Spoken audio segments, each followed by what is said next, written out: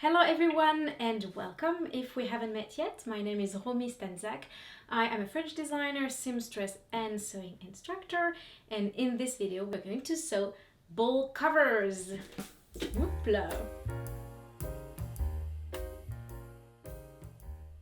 They are washable and reusable, a simple, eco-friendly way to replace aluminum foil or plastic wrap in your kitchen. The outer fabric is plain cotton and the lining is coated cotton, so it can safely touch food and be wiped clean with a sponge. My two fabrics have the same print, as you can see, but of course you can mix and match as you like. I have created a free pattern in 5 sizes and you will find the link below this video. You don't need to print the first page, but do read it carefully.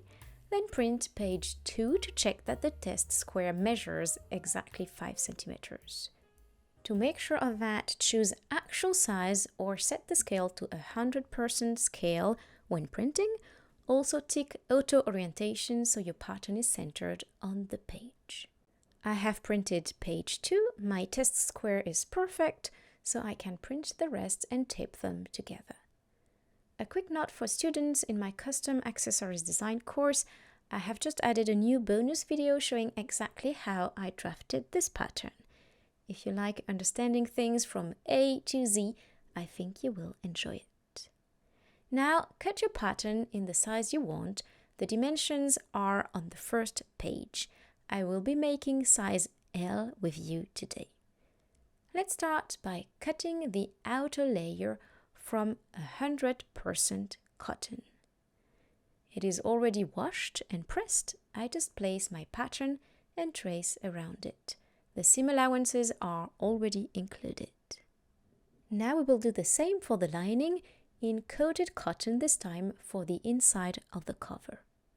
I am using leftover scraps. I've joined 3 small pieces together to make one. I press the seams open with steam using a cotton cloth to protect the fabric. Those with a keen eye might recognize cheesecloth or maybe a bit of pattern drafting muslin. Anywhere with this vegetable print, it really does feel like I'm hosting a cooking show. And I hope this sewing recipe makes you hungry because everything's ready to assemble.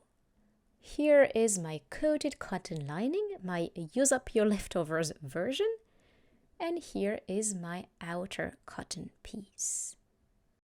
I place them right sides together and sew all around at presser foot width, that's about 7 millimeters from the edge. I leave a small gap of 5 or 6 centimeters so I can turn it right side out later. Since I am sewing at presser foot width, I align the fabric edge with the right edge of my presser foot. This will be my guide all the way around my piece.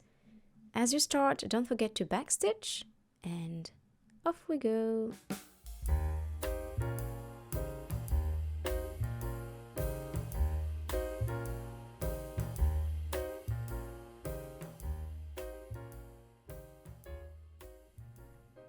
Don't forget to stop sewing 5 centimeters before the end, that's for your opening. Backstitch again and trim the seam down to about 2 millimeters, except near the opening to make it easier to close it later.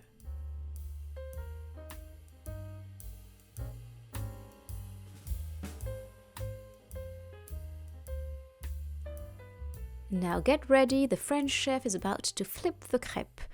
I slip my thumb through the opening, grab the center and turn it right side out.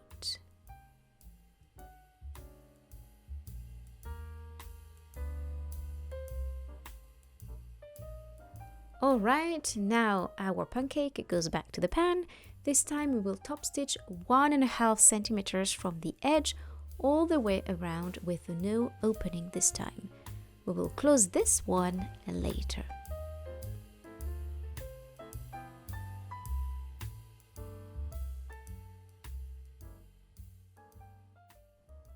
Give it a good press, only on the cotton side. Avoid the coated side or it might stick to the iron.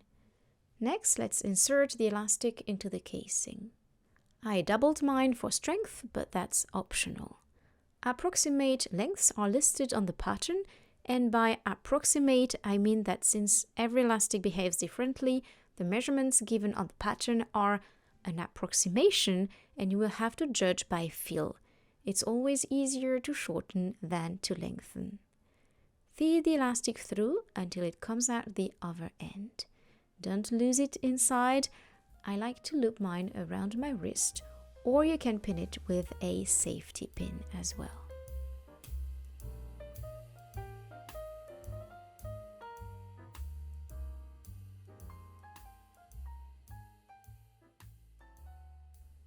Once it is done, tie a knot and trim the excess. Distribute the covers evenly, then we are going to close the opening. We need to fold each edge inward about 7 mm to place them against each other and top stitch 1 mm from the edge. A few back stitches at the beginning and we can start top stitching.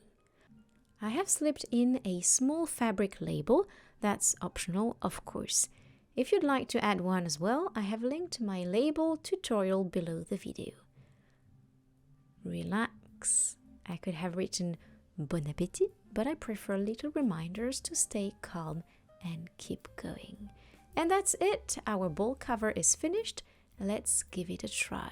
And if you'd like to learn how I drafted this free pattern for you, as well as many others, I have added a full step-by-step video in the bonus section of my custom accessories design course. If you are already enrolled, it's waiting for you. If not, I really recommend it. It builds solid pattern making skills and helps you grow your creative wings. And my friend, this is the end of our tutorial. Tell me in the comments if you plan to make your very own bowl cover and what useful accessories you'd like to see me sew next time. Bye bye! À bientôt!